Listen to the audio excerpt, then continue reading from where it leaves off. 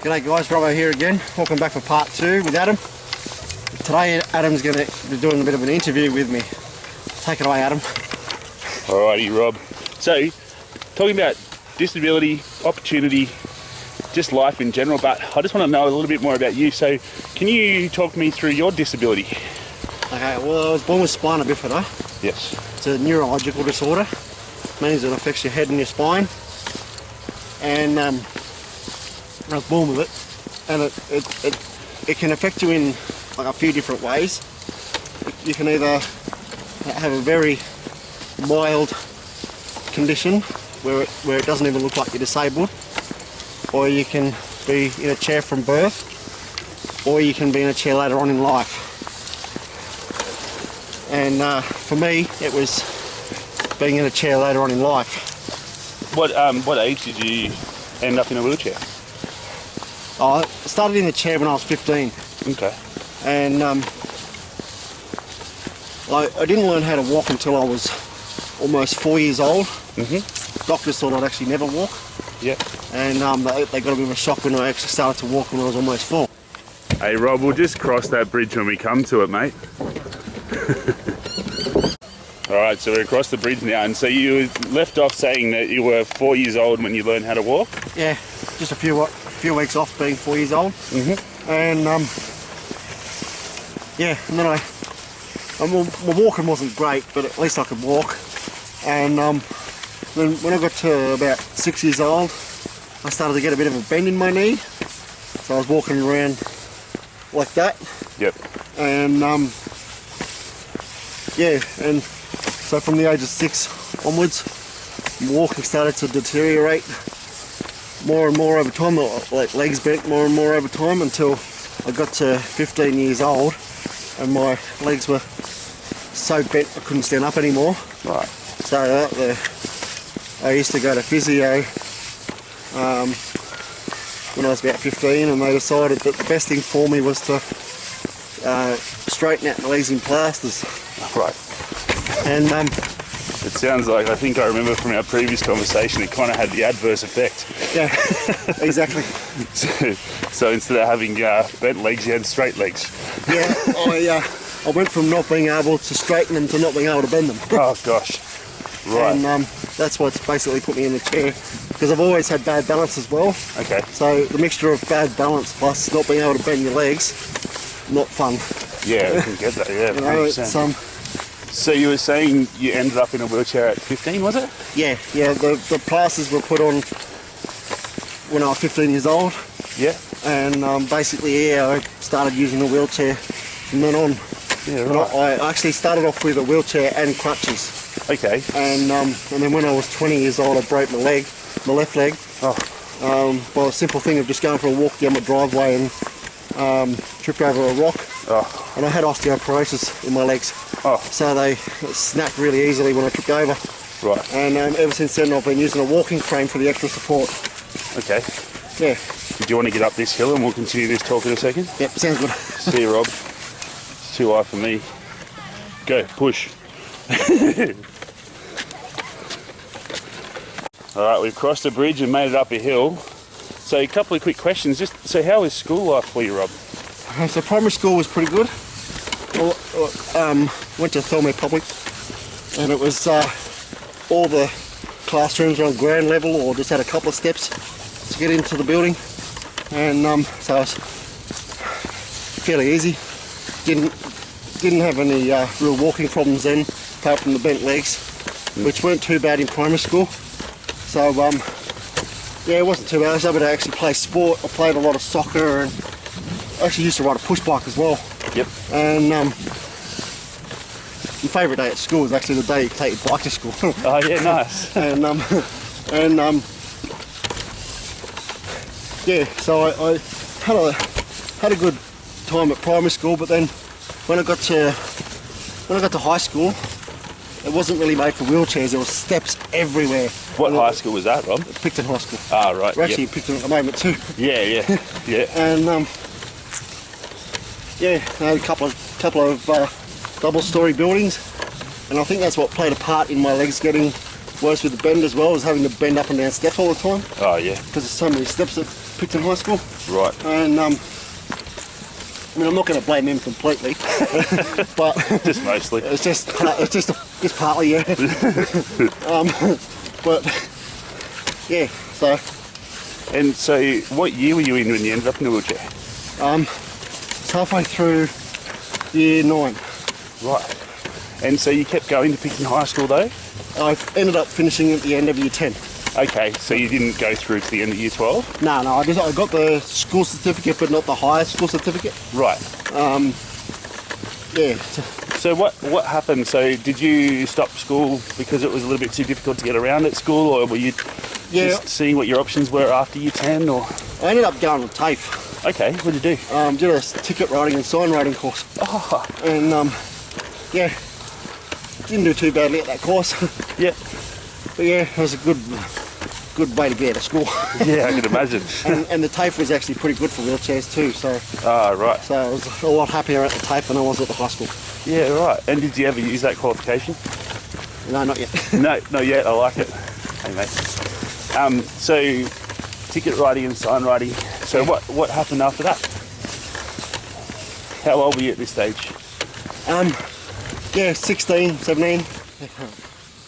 So we're going to skip forward a few years. Ticket writing, sign writing, 16, 17. Now we're going to skip forward to the age of 29. What did you start doing when you were 29? Well, living in Thirlmere, always been a massive fan of the Rail Museum, and I decided it was time to stop being a visitor and start volunteering there. So and it was a funny story actually. I was at the 2010 Thirlmere Festival of Steam as a visitor, and I was hanging out looking at all the stuff that they have at the festival. First Sunday in March, by the way, every year. Except for this year, unfortunately. Yeah. Thank you, COVID. Yeah, exactly. Yeah, and I was hanging at the pub, which I used to do a lot, and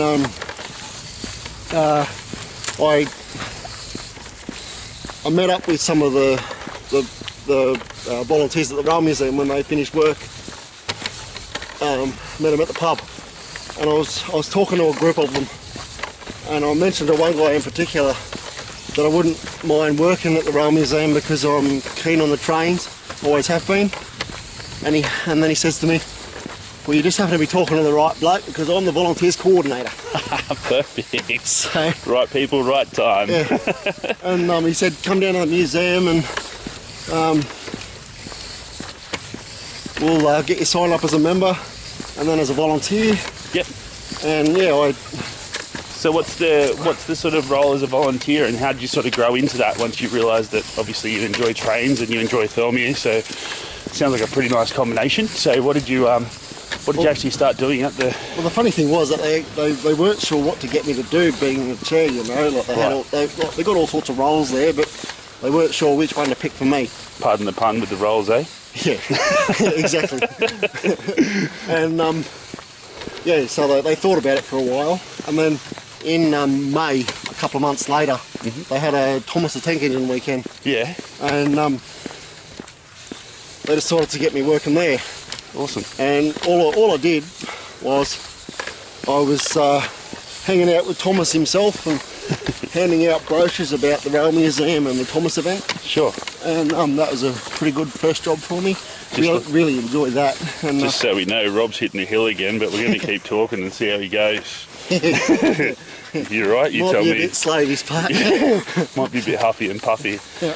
Yeah, cool. So you also mentioned before that you became a little train driver yourself. Yeah, my most recent job at the Rail Museum is now a mini train driver. Yes. And you come and see me at the Rail Museum on a busy big event day, you'll see me riding the mini trains. Oh, that's awesome.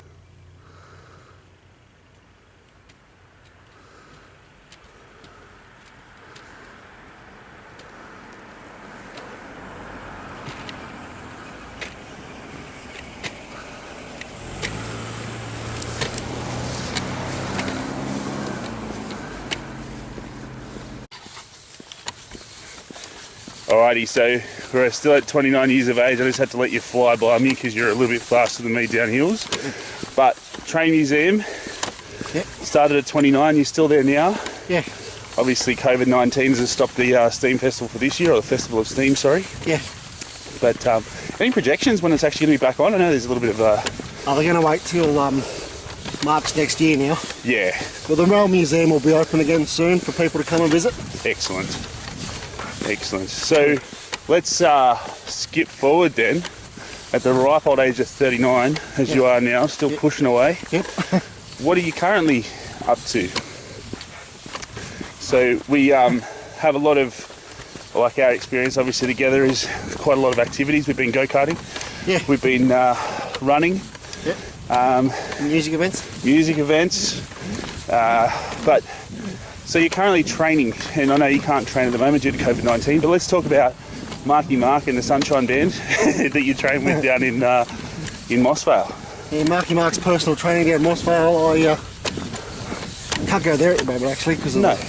the restrictions, but yeah, getting back into that shortly. I go there 3 times a week. Yep. Wednesday, Thursday, Friday. Yep. Then I usually do my park run on a Saturday, which is also not happening at the moment. Yep. And, But we're still doing it twice today, so that's good. Yeah. At a little bit of a slower pace than you usually would. Yeah. So yeah, it's I love my fitness, and that's why I'm starting to do it again, because I want to get back into it for when things open up again and when they have the running events going again and all that sort of stuff. That's beautiful. Yeah. Inspirational. We might stop there while these people walk by. Right. Bye. We've made it to the 7.5k turnaround. Now we're sharing quite a bit about Rob's life, so he's now going to find a beautiful little spot that we can have a quick chat about his choices around drinking and also the live music scene in our area. So stay tuned, we'll be back in a moment. So we got Robbo, the disabled vlogger here, and it's me, Adam, behind the camera. Hi. So Rob was going to share a really cool story about how he chose to stop drinking. So my understanding is that live music, at a live music event, was the last time that you had a drink. Yeah. But maybe we can talk about the lead up to why you chose to stop drinking, because I heard you're a bit of a party animal back in your day. Yeah. I've been going to live music gigs for quite some time, and I used to be quite a heavy drinker. And yeah, I would go out every single weekend and just get myself absolutely written off every time I drank. Would you say legless? Yes. Yeah. Well, there was some times when I actually fell out of my chair. I got that bad. Wow. And yeah, I had it in my mind that if I wasn't getting myself drunk, I was wasting my money, basically. Right. And yeah, so I went out every weekend and just got completely written off. Then after quite a few years of doing that, Yep. from the age of 18 to I think 32, I think it was. Yeah. Back in 2013 anyway, that's when I gave up. Yeah. I went out for a massive weekend down in Barrel. Yeah. Went to, and I'm not blaming the pub. It was the. You heard it first, ladies and gentlemen. Rob is taking responsibility for his drinking. It was the Grand Hotel in Barrel. Yes. I used to go down there a fair bit. Beautiful hotel, yep. And I basically stayed the weekend in Barrel. I saw 2 different mates performing on a Friday night and a Saturday night. Yep. And yeah, I drank basically the whole weekend from, say, dinner time Friday through to lunchtime Sunday. Right. Except for like a few hours of sleep overnight, you know. But yeah, I basically drank the whole time, and I got home on the Sunday, and just took it easy for the rest of the day at home on the Sunday, and I thought to myself, I'm going to wake up with the worst hangover on the Monday. But I woke up Monday and I felt fine. And then yeah, so Monday was fine, and then I woke up Tuesday morning and I had the worst pain imaginable. Right. It caught up with me basically. So what sort of pain are we talking? Headaches or stomach aches or what? everything hurt. Oh, gotcha. Like everything. Yep. And like I was laying flat on my back in bed. Yep. And I could barely lift my head off the pillow because it was hurting my stomach. Oh, And like it hurt everywhere, but like I had the worst pain in my stomach. right. And I was actually literally stuck in bed for like I think 10 days. Oof. And yeah, I eventually went to the doctor, my local GP, and he says to me, after I explained the story to him about what I did, he said, yeah, you're going to have your liver tested. Oh. And so I had a blood test, and yeah, a few days later I got the results, and Not favourable, I'm assuming? no, it was like, I think he said that like they have like numbers that they have on their tests, and he said that the numbers were like 3 times higher than they should have been. Right. So is that when you decided to stop drinking? Yeah, the pain that I'd been in those 10 days Right. was so bad that I said I can't do that pain ever again. Yep. And then that was it. And what was the message from the doctor? Well, the doctor, the doctor said come back in a few weeks and we'll do another test to see how your liver's going. Right. And my liver had actually gone back to normal numbers Right. after a few weeks. And my doctor said you could go back to drinking if you want to, but just do it moderately. Yeah. And I said to him, no. I said, that's it, never drinking again. That's perfect. After, And what after date? the amount of pain I had. What was the date? It was the official day that I gave up was the 7th of July 2013. Yeah, wow, that's fantastic. And so we're going to talk a bit more about that, and that's an awesome choice. What sort of support did you have when you chose to stop drinking? Well, I put a post on Facebook and I said to everybody that... Do not put a VB in my hand. Exactly. And How did everyone respond? I'm not going to mention any names, but the first time that I went out again after I recovered, I went out and saw a band play, and I was with some mates, and while one of my mates went to the toilet, he asked me to hold his beer for him. Oh, no. I'm not going to mention any names. Oh, no. How did you go with that? It was okay. Excellent. I kept looking at it, but I didn't touch it. And God, it smelled good, but you Yeah. didn't touch it. Yeah. That's really good. So So, I yeah. suppose that would have been the first test of the willpower. Yeah. You know, when you first make a choice to change something. Yeah, and that was my first time out after I recovered too. So, Oh, yeah. fantastic. And that was probably, I think, 2 or 3 weeks later or something like that. Yeah. After I had that last test done, Right. because I needed a bit more time for recovery because I hadn't quite fully recovered yet. Gotcha. And yeah, And so with, like, so you're saying you went out with a few mates afterwards, have you changed anything dramatically other than not drinking anymore? Because I know that you're still going out and seeing bands at pubs and other venues. So has anything changed much other than just choosing not to drink? not really. No, I still go out to pubs and clubs a lot, and yeah, I hang out with my mates still. Yep. But I've got the willpower to not touch alcohol. Yep. These days I'm drinking mainly water. That's awesome. And so, and I've noticed that you really enjoy Coke as well. Yeah, but I'm not supposed to have that because I've actually also got kidney problems. Oh, jeez. But yeah, Gotta have your vices sometimes, though. we'll save the kidney talk for a little bit later. We'll do one body part at a time. Exactly. That's awesome. So we're going to probably have a quick chat then about one of your favourite pastimes, which is the live music scene. That's correct. So we'll cut it there. But thanks heaps for sharing the alcohol journey, because it is a big choice. I know that I definitely tipple a little too much because sometimes it's an easier choice than recognising that I'm quite interesting when I am sober. Yeah. But Yeah. no, that's really good. And any sort of final words for people that are looking to maybe give up drinking? Like, is there what's your motivation? Obviously, Well, besides- basically for me it was a matter of my health. I don't want to die young. yes, I said to myself, look, I want to live a long life. I had to do it. Yep. Right? And if I kept drinking, I would have been dead. yeah. No, that's perfect. If that's if that's not motivation, then I don't know what is. Yeah, because my liver was in a really bad way. As I said, like 3 times the number it should have been. You know, in the test on the numbers on the test. Yep.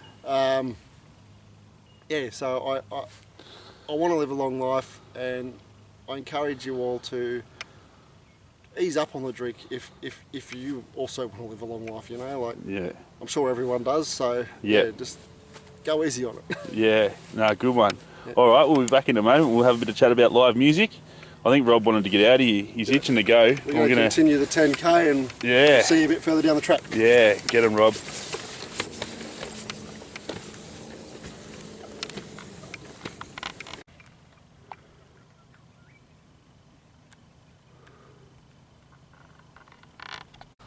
So Rob, you've just given us a very good insight into some good choices for you health-wise in regards to drinking, but that hasn't stopped you from doing something you're very passionate about, which is going and seeing live music at venues. Yeah, that's right. Yeah. So what's got you into live music, mate?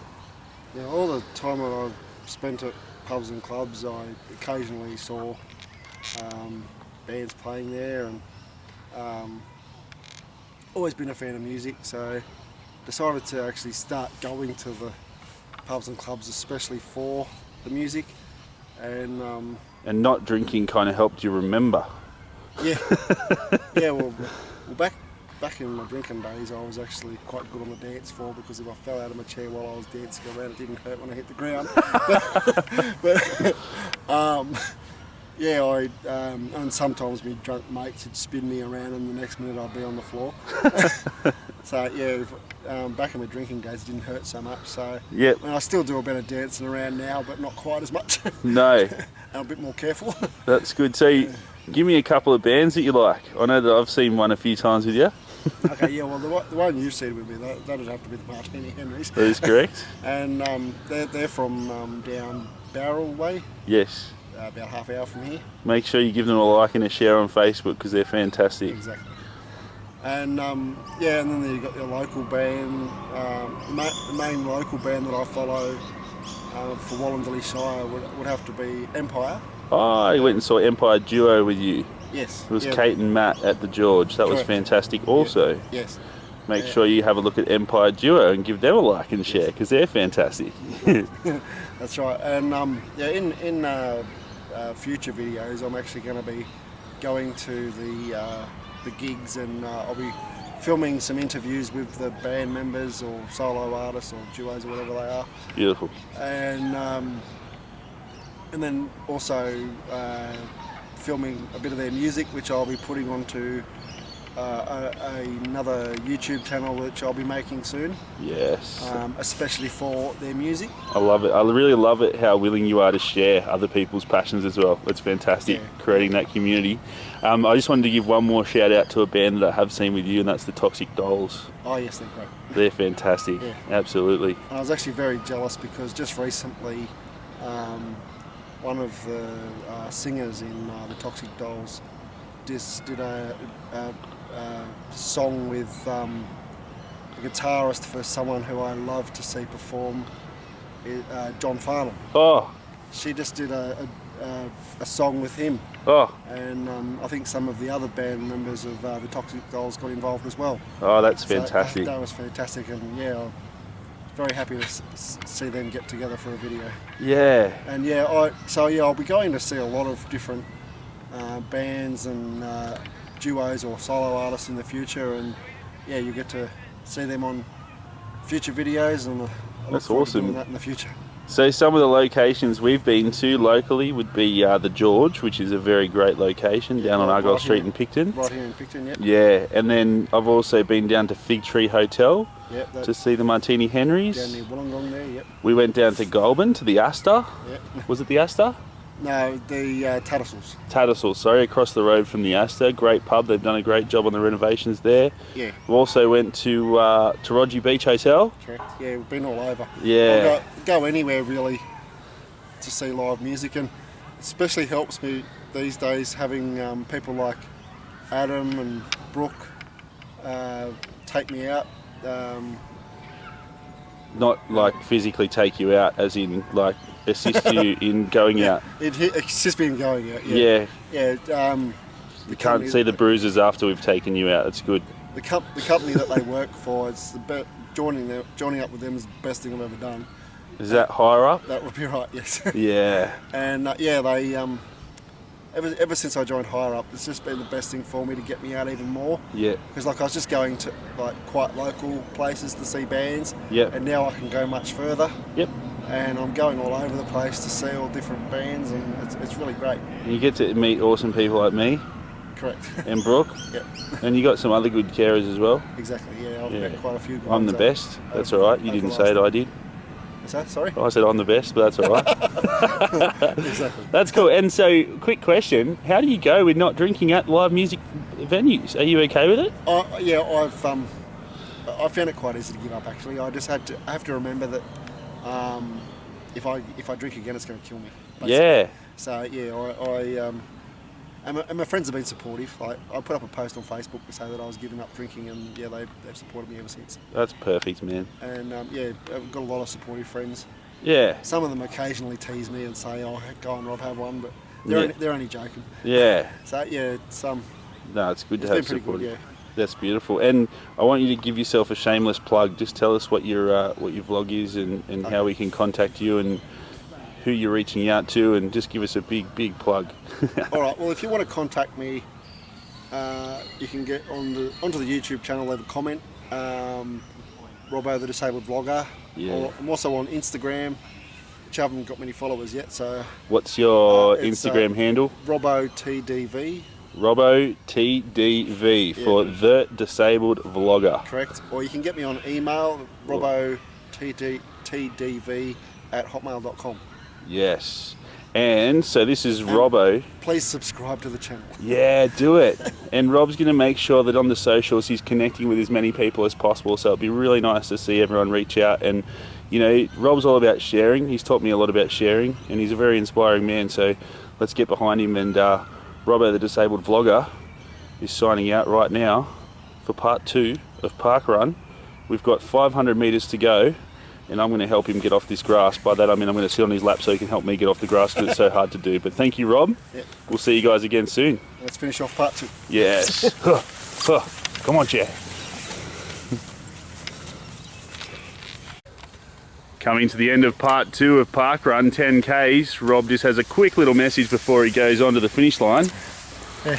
Another thing I forgot to mention was that you can catch me on Facebook as well, at Robbo the Disabled Vlogger Facebook page. Give it a like, and I'll catch us for part 3 shortly. Can you get back on that track and finish this run off for me, please, Rob? I want you to get back up there and get right to the end of that track. Finish it off, mate. Good job.